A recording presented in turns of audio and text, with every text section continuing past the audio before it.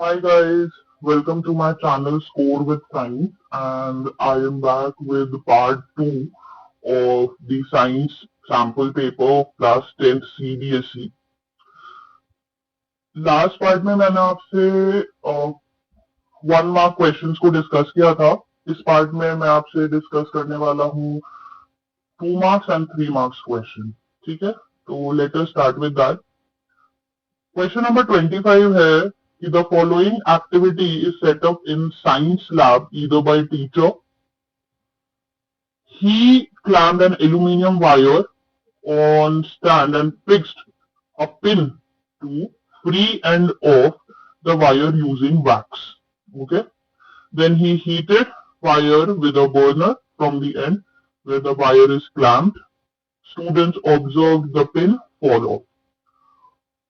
Question का first part आपसे पूछ रहा है, if the teacher replaces aluminium wire by silver wire will the students observation change? Justify your answer. And B part कह रहा है, will the aluminium wire melt? Give reason for your answer. तो आते हैं बेटा एक्सप्लेनेशन पार्ट पे. पहले समझेंगे कि क्वेश्चन क्या पूछ रहा है या कौन सा कॉन्सेप्ट यहाँ पे लगा हुआ है. देखिए, पार्ट ए आपसे पूछा गया था कि if the teacher replaces aluminium wire by silver wire will the students observation change. ठीक है, तो देखो सबसे पहली चीज ये कि ऑब्जर्वेशन तो नहीं बदलने वाला है. उसका रीजन क्या है? क्योंकि देखो एल्यूमिनियम और सिल्वर दोनों ही हीट के अच्छे कंडक्टर्स हैं. जब आप किसी एक एंड रॉड के एक एंड को हीट करोगे, ठीक है, तो वो एक एंड से दूसरी एंड की तरफ जाएगा, right, with the help of conduction, और वैक्स को मेल्ट करेगा और धीरे से पिन जो है वो आपकी गिर जाएगी. इनफैक्ट सिल्वर के केस में तो पिन जल्दी गिर जाएगी क्योंकि सिल्वर एल्यूमिनियम से बेटर कंडक्टर है. पार्ट बी में आपसे पूछा था, will the aluminium wire melt? Give reason for your answer. तो एल्यूमिनियम वायर मेल्ट नहीं करेगी. देखो एल्यूमिनियम का जो मेटल होता है ना, वो बड़ा ही, और उसका मेल्टिंग पॉइंट जो है बहुत हाई होता है, अराउंड 660 डिग्री सेल्सियस के अराउंड उसका मेल्टिंग पॉइंट होता है.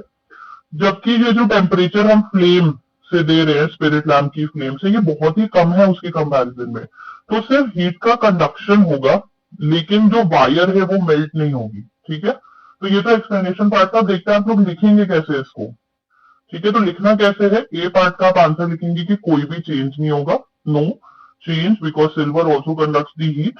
एंड बी पार्ट का आप लोग आंसर लिखेंगे कि aluminium wire will not melt since its melting point is 660 degrees Celsius is higher than the spirit lamp flame temperature. ठीक है, नेक्स्ट हम आ जाते हैं क्वेश्चन नंबर 26 पे. वैसे तो आपको 26 का ए या फिर बी पार्ट अटेम्प्ट करना होगा, बट क्योंकि हम क्वेश्चंस को डिस्कस कर रहे हैं तो मैं आपको दोनों के ही आंसर्स बताने वाला हूं. An element X is stored in kerosene and cannot be extracted from its ore using a reducing agent. X forms an ionic compound on reaction with chlorine. तो पार्ट ए पूछा गया आपसे, can be store X in water and give reason to support your answer. And part B में आपसे पूछा है, identify element X, name the process used and write equation for the extraction of X from its ore. Part B पे हम बाद में आएंगे, पहले पार्ट ए डिस्कस कर लेते हैं. एक्सप्लेनेशन की बात करें तो फर्स्ट पार्ट था कि can we store X in water. देखो उन्होंने सबसे पहले ही आपसे क्या बोला हुआ है, अगर आप देखें कि एक्स जो है केरोसिन में स्टोर्ड है, और आपसे पूछा है कि क्या हम एक्स को पानी में भी स्टोर कर सकते हैं. ठीक है, तो अगर आपने सही से चैप्टर्स पढ़े हैं तो आपको पता होगा कि एक्स को हम वाटर में स्टोर नहीं कर सकते हैं. क्यों? क्योंकि एक्स जो है हाईली रिएक्टिव मेटल है. अब ये एक्स या तो सोडियम हो सकता है या फिर पोटेशियम हो सकता है, और ये वाटर के साथ बहुत ही वायलेंटली रिएक्ट करेगा.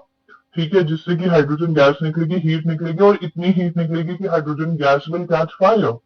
ठीक है, फिर आपसे पार्ट बी पूछा है कि identify element x and name the process used and write the equation for extraction of X from its ore. देखो जैसा कि मैंने आपसे कहा कि X या तो सोडियम हो सकता है या पोटेशियम हो सकता है, तो मैंने यहाँ पे ले लिया है कि X इज सोडियम. आप पोटेशियम भी लिख सकते हैं, वो भी गलत नहीं होगा. सोडियम जो है केरोसिन में स्टोर किया जाता है. क्यों? क्योंकि वो एयर और वाटर यानी कि मॉइस्चर तक से रिएक्ट कर जाता है. सोडियम को हम कार्बन से रिड्यूस नहीं कर सकते हैं, ठीक है, और इसको एक्सट्रैक्ट किया जाता है इलेक्ट्रोलिसिस करके मोल्टन सोडियम क्लोराइड का। अब क्योंकि यहाँ पे इलेक्ट्रोलिसिस की बात आ गई है और रिएक्शन आपसे पूछ ली गई है, तो मोल्टन सोडियम क्लोराइड हम लेंगे which will be in liquid form. जब इसका इलेक्ट्रोलिसिस करेंगे तो मेटल मिलेगा हमें सोडियम का और क्लोरीन गैस निकल जाएगी। अब क्योंकि यहाँ पे मोल्टन सोडियम क्लोराइड की इलेक्ट्रोलिसिस की बात आ गई है, तो मैं सोच रहा हूं कि आपको एक बार इसका पूरा प्रोसेस बता दूं, लेकिन उससे पहले हम फाइनल आंसर डिस्कस करेंगे। तो फाइनल आंसर में हम लिखेंगे नो, बिकॉज एलिमेंट एक्स जो है वायलेंटली रिएक्ट कर जाएगा वाटर से, जिसने आपसे पूछा था कि क्या हम इसे केरोसिन में स्टोर कर सकते हैं या नहीं कर सकते हैं। दूसरा एक्स क्या है, एक्स सोडियम है, आप पोटेशियम भी ले सकते हैं। एंड कैसे एक्सट्रैक्ट किया जाएगा, extracted bye electrolysis of molten NaCl। अगर आप यहाँ पे पोटेशियम लिखते हैं तो ध्यान रहे कि आप यहाँ पे NaCl की जगह KCl लिखेंगे, ठीक है, और ये आपकी रिएक्शन होगी, जहां जहां आपने सोडियम लिखा है वहां आप उसे पोटेशियम से रिप्लेस कर देंगे, ठीक है। अब हम आ जाते हैं यहाँ पे इलेक्ट्रोलिसिस ऑफ मोल्टन NaCl। मैं सोच रहा हूं कि आपको इसका पूरा डिटेल्ड एक बार बता दूं प्रोसेस, ठीक है। तो यहाँ पे क्या करते हैं कि यहाँ पे हम एक बीकर लेते हैं, ओके। इस बीकर में जो है हम इलेक्ट्रोड्स लगाते हैं, ठीक है। इन इलेक्ट्रोड्स को हम वायर और बैटरी की मदद से अटैच करते हैं। इन इलेक्ट्रोड्स में जो है हम इलेक्ट्रोलाइट लेते हैं, ठीक है, जो कि मोल्टन NaCl होता है। मोल्टन मतलब पिघला हुआ। ये मोल्टन NaCl को इलेक्ट्रोलाइट कहते हैं। इलेक्ट्रोलाइट क्या होता है, एक ऐसा लिक्विड, एक ऐसा एक्वा सोल्यूशन जिससे कि इलेक्ट्रिसिटी कंडक्ट हो सके। तो जैसे ही इस मोल्टन NaCl पे इलेक्ट्रिक करंट जाएगा, ठीक है, ये ब्रेक हो जाएगा सोडियम आयंस और क्लोराइड आयंस में। ध्यान रहे सोडियम आयन तो मुझे मिला सोडियम मेटल और साथ में मुझे मिला क्लोरीन गैस, ठीक है। तो ये पूरा प्रोसेस है इलेक्ट्रोलिसिस ऑफ मोल्टन NaCl का। अब आ जाते हैं पार्ट बी पे, जिसमें आपको ऑप्शन में वो करना होगा। आपसे पूछा गया है कि the domes of many building in Europe are made of copper. These domes now appear greenish in color. Why do the domes appear greenish? Though copper is orange red in color. In your opinion, should the copper domes be replaced by iron domes to overcome the problem of change of color of copper domes? Third point, domes used to be made from thin sheets of metal. Why did the ancient architects use copper to make domes? ठीक है, एक एक करके हम सारे वो discuss करते हैं। सबसे पहला पार्ट आपसे पूछा था कि भाई ये जो डोम्स हैं जो ग्रीन कलर के हो गए हैं तो क्यों हो गए हैं, जबकि कॉपर का ओरिजिनल कलर तो ऑरेंज रेड है। तो ऐसा होता है कि कॉपर जो है धीरे धीरे मॉइस्ट कार्बन डाइऑक्साइड मतलब मॉइस्चर से, कार्बन डाइऑक्साइड से, ऑक्सीजन से रिएक्ट करता है। ये सब किस में प्रेजेंट होते हैं, एयर में। तो इससे जो है ग्रीन कलर की एक लेयर आ जाती है जिसे हम कहते हैं बेसिक कॉपर कार्बोनेट, जिसका फॉर्मूला है CuCO3 CuOH होल ट्वाइस। यही ग्रीन कलर की लेयर होती है। दूसरे में पूछा था कि क्या आपको लगता है कि कॉपर डोम्स को आयरन डोम से रिप्लेस कर देना चाहिए ताकि ये जो कॉपर पे ग्रीन कलर आता है इसकी प्रॉब्लम खत्म हो सके। तो भाई देखो, आयरन डोम्स से नहीं रिप्लेस करना है, क्योंकि आयरन भी रस्ट खाएगा, रस्ट होगा, उसमें जंग लगेगी, जिसका फॉर्मूला है Fe2O3.XH2O, जो कि आयरन को वीक बनाती है और आयरन जो है पूरा डैमेज हो जाएगा, जिससे सारे डोम्स डैमेज हो जाएंगे। वेरएज जो ये ग्रीन कोटिंग है कॉपर की, हाँ इसे हम कोरोजन जरूर कहते हैं, लेकिन ये बड़ी ही प्रोटेक्टिव कोटिंग है। मतलब जो अंदर का कॉपर है वो प्रोटेक्टेड रहता है, तो इसको चेंज करने की जरूरत नहीं है आयरन से। अब आपसे पूछा है कि डोम्स जो कि पतली शीट ऑफ मेटल से बनते थे या आप बनाए भी जा सकते हैं, ठीक है, तो ये एंशिएंट आर्किटेक्ट कॉपर का क्यों इस्तेमाल करते थे। तो कॉपर देखो ये मैलिएबल है, पतली शीट से बनाना है ना, तो हमें पतली शीट बनाने के लिए मेटल की कौन सी प्रॉपर्टी का इस्तेमाल करना पड़ेगा, मैलिएबिलिटी का। तो कॉपर मैलिएबल है जिससे कि पतली पतली शीट्स बनाई जा सकती हैं। ऑल्सो ड्यूरेबल है, और कोरोजन को रेजिस्ट करता है, मतलब ये जो ग्रीन कलर की कोटिंग आ रही है ये अंदर के कॉपर को तो बचा लेगी, मतलब आयरन की तरह खोखला नहीं हो जाएगा कोरोजन पे, ठीक है। इसलिए कॉपर का इस्तेमाल किया गया।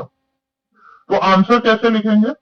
सबसे पहला लिखेंगे कि ये ग्रीनिश कलर क्यों आता है, बेसिक कॉपर कार्बोनेट की वजह से आता है।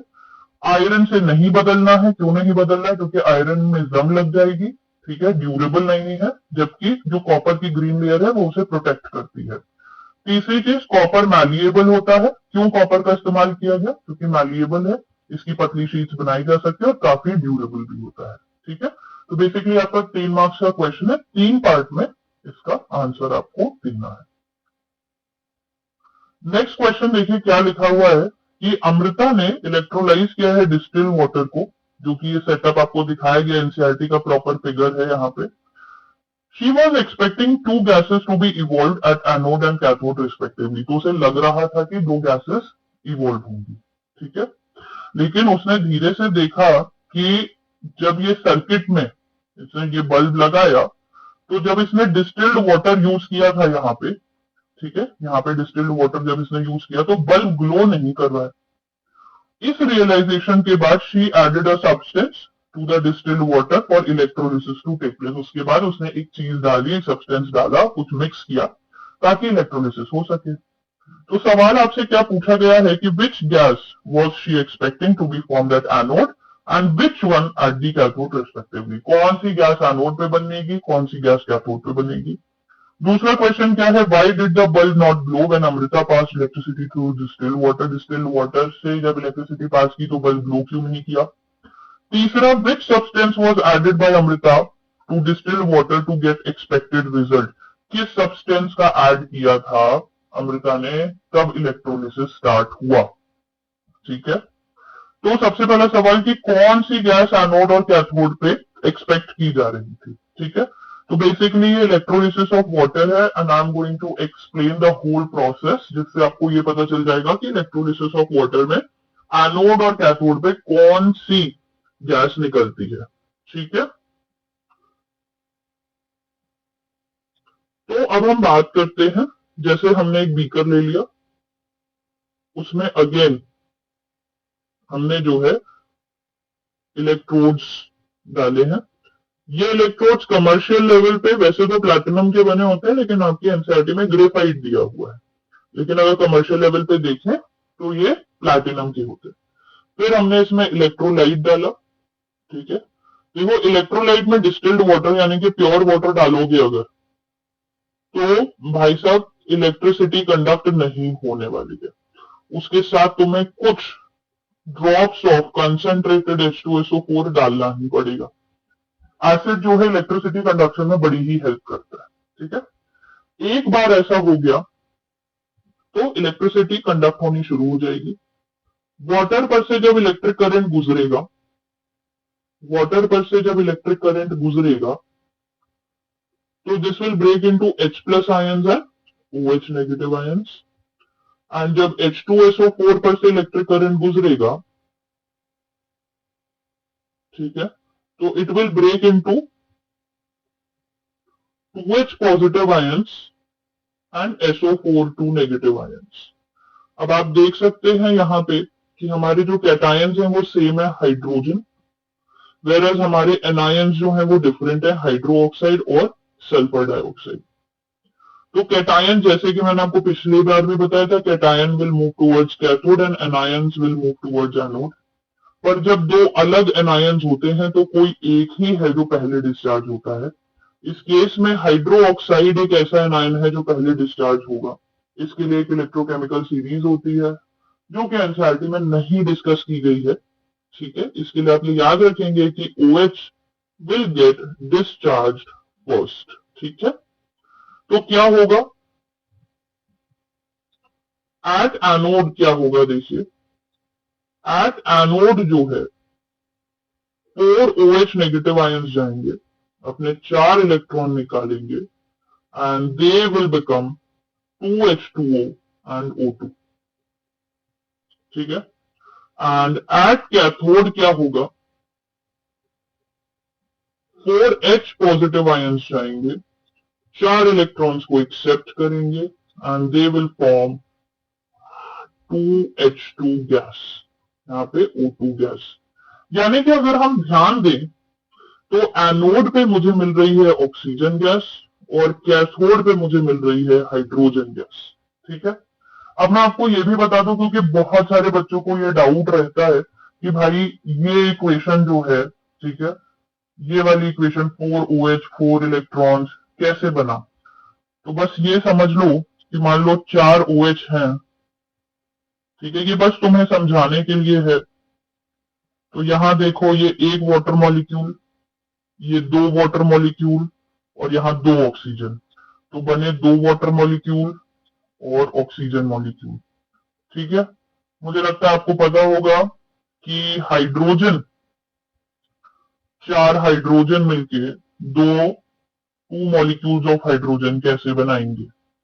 ये 2 हाइड्रोजन मिलके एक हाइड्रोजन मॉलिक्यूल, 2 हाइड्रोजन आटम मिलके एक हाइड्रोजन मॉलिक्यूल, और ये हो गए आपके 2 हाइड्रोजन मॉलिक्यूल। तो अगर अभी तक आपको ये इक्वेशन नहीं समझ में आती थी और आप रटते थे, तो अब आपको समझ में आएगी। तो हमारा सवाल क्या था, फिर से आ जाते हैं कि कौन सी गैस जो है एनोड पे आएगी, कौन सी कैथोड पे आएगी। तो एनोड पे बेटा आएगी ऑक्सीजन और कैथोड पे आएगी हाइड्रोजन। ठीक है। नेक्स्ट हम आ जाते हैं,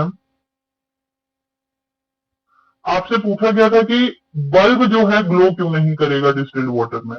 देखो डिस्टिल्ड वाटर में ना अपने कोई आयंस होते नहीं है, ठीक है, ये बड़ा ही पुअर कंडक्टर ऑफ इलेक्ट्रिसिटी है, कोई भी फ्री आयंस नहीं होता है, और क्योंकि आयंस ही नहीं है तो इलेक्ट्रिसिटी नहीं कंडक्ट होगी और इसलिए बल्ब भी ग्लो नहीं करेगा। तीसरा पार्ट क्या पूछा था कि कौन सा सब्सटेंस ऐड किया, तो जैसे कि मैंने आपको पहले भी बताया अभी इलेक्ट्रोलिसिस ऑफ वाटर में कि यहाँ पे ऐड किया गया H2SO4। हालांकि कोई सॉल्ट भी ऐड कर सकते हैं, लेकिन H2SO4 ही ऐड करना ज्यादा प्रेफरेंशियल है, क्योंकि अगर आप सॉल्ट ऐड करेंगे तो एक डिफरेंट प्रोसेस चालू हो जाएगा और इससे जो है बल्ब ग्लो करने लगेगा। तो ये तो था पूरा एक्सप्लेनेशन। आइए देखते हैं आंसर्स कैसे लिखेंगे। आपसे पूछा था कि एनोड पे कौन सी गैस निकलेगी, आप लिखेंगे ऑक्सीजन, और कैथोड पे कौन सी गैस निकलेगी, आप लिखेंगे हाइड्रोजन।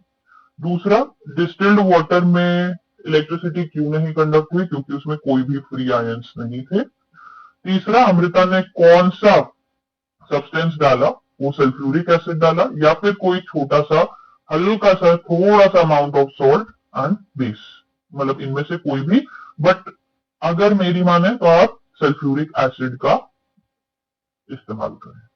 ठीक है।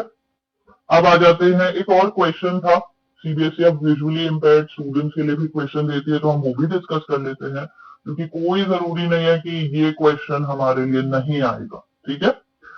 आपसे पूछा था, ये 3 इक्वेशंस दे रखी हैं, ठीक है, और आपसे पूछा है कि भाई बताइए कौन सी टाइप की इक्वेशन है। ठीक?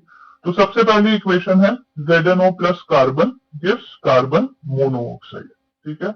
तो देखिए आप, सबसे पहली इक्वेशन आपकी क्या दी हुई है, zinc oxide plus carbon gives zinc plus carbon monoxide. आप अगर यहां पे ध्यान से देखें, जिंक के साथ ऑक्सीजन है और यहाँ पे जिंक के साथ ऑक्सीजन नहीं है। ठीक है।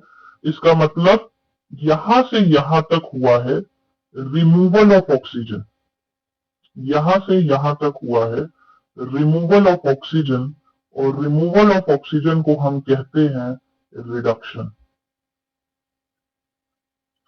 और अगर हम यहां पे देखें तो कार्बन पे यहाँ पे ऑक्सीजन नहीं है, वेरस यहाँ पे कार्बन के पास ऑक्सीजन है। ठीक है। तो यहां से यहां तक, यहां से लेके यहां तक कार्बन पे ऑक्सीजन का एडिशन हुआ है। क्या हुआ है, एडिशन ऑफ ऑक्सीजन हुआ है, और इसे कहते हैं ऑक्सीडेशन। तो ये एक कैसी रिएक्शन हुई, ये जो ए वाली रिएक्शन हुई, तो ये एक कैसी रिएक्शन हुई, ये ए वाली रिएक्शन हुई रीडॉक्स रिएक्शन, रीडॉक्स रिएक्शन। ठीक है। अब एक बार देख लेते हैं बी वाली कौन सी इक्वेशन थी। जिंक कार्बोनेट को हीट किया गया है तो बना है जिंक ऑक्साइड और कार्बन डाइऑक्साइड। तो अगर मैं बी वाली इक्वेशन की बात करूं तो जिंक कार्बोनेट को हीट किया गया है टू फॉर्म जिंक ऑक्साइड और कार्बन डाइऑक्साइड। आप देख सकते हैं यहाँ पे एक रिएक्टेंट है, यहाँ पे दो रिएक्टेंट है। क्या पढ़ाया जाता है? Decomposition reaction. और वो भी कैसी डीकम्पोजिशन रिएक्शन? हीट का इस्तेमाल हुआ है, तो ये है एक थर्मल डीकम्पोजिशन रिएक्शन। ये कौन सी रिएक्शन है? ये है एक थर्मल डीकम्पोजिशन रिएक्शन। ठीक है, तीसरी रिएक्शन देखिए क्या है। मैं एक बार फिर से तीसरी रिएक्शन दिखा देता हूं। 2 mg plus O2 gives 2 mg plus heat। ठीक है, तो लिख लेते हैं यहां पे कि 2 mg plus O2 gives 2 mg O plus heat। अगर आप ध्यान से देखें तो यहाँ पे रिएक्टेंट दो है, प्रोडक्ट एक है। साथ ही यहाँ पे हीट भी निकल रही है, तो आप यहाँ पे दो रिएक्शन लिख सकते हैं, कॉम्बिनेशन रिएक्शन, क्योंकि कॉम्बिनेशन रिएक्शन में दो या दो से ज्यादा रिएक्टेंट मिलकर एक सिंगल प्रोडक्ट बनाते हैं। और इस रिएक्शन को हम एक्सोथर्मिक रिएक्शन भी कह सकते हैं, क्योंकि यहाँ पे हीट रिलीज हो रही है। ठीक है, साथ ही ये जो बी वाली इक्वेशन है इसे हम एंडोथर्मिक रिएक्शन भी कह सकते हैं, क्योंकि यहाँ पर जो है हीट एब्जॉर्ब हो रही है। ठीक है, तो आइए देखते हैं हम आंसर में क्या लिख सकते हैं। आंसर में हम लिख सकते हैं रिडॉक्स रिएक्शन या रिडक्शन रिएक्शन। ठीक है, बी में हम डिकम्पोजिशन रिएक्शन के साथ साथ, जैसा कि मैंने आपको बताया, आप एक एंडोथर्मिक रिएक्शन भी लिख सकते हैं। और उसके बाद जो है कॉम्बिनेशन में जो है सी में, और उसके बाद जो है सी में आप कॉम्बिनेशन रिएक्शन के साथ साथ एक्सोथर्मिक रिएक्शन भी लिख सकते हैं। ठीक है, तो आज के लिए इतना ही। आगे की वीडियो में अभी भी कुछ क्वेश्चंस केमिस्ट्री वाले बचे हुए हैं, वो मैं आगे की वीडियो में डिस्कस करूंगा। एंड मैं आगे जो है और केमिस्ट्री के लेक्चर्स लाने की कोशिश कर रहा हूं आप लोगों के लिए, ताकि आप लास्ट मिनट रिवीजन कर सकें। साथ ही जितने भी एक्सपेक्टेड क्वेश्चंस पिछले साल आए हैं हर चैप्टर से, I will make those for you too. Please stay tuned with my channel and please subscribe and press the bell icon so that you never miss an update. Thank you. This is your chemistry teacher signing off. Have a very good day ahead.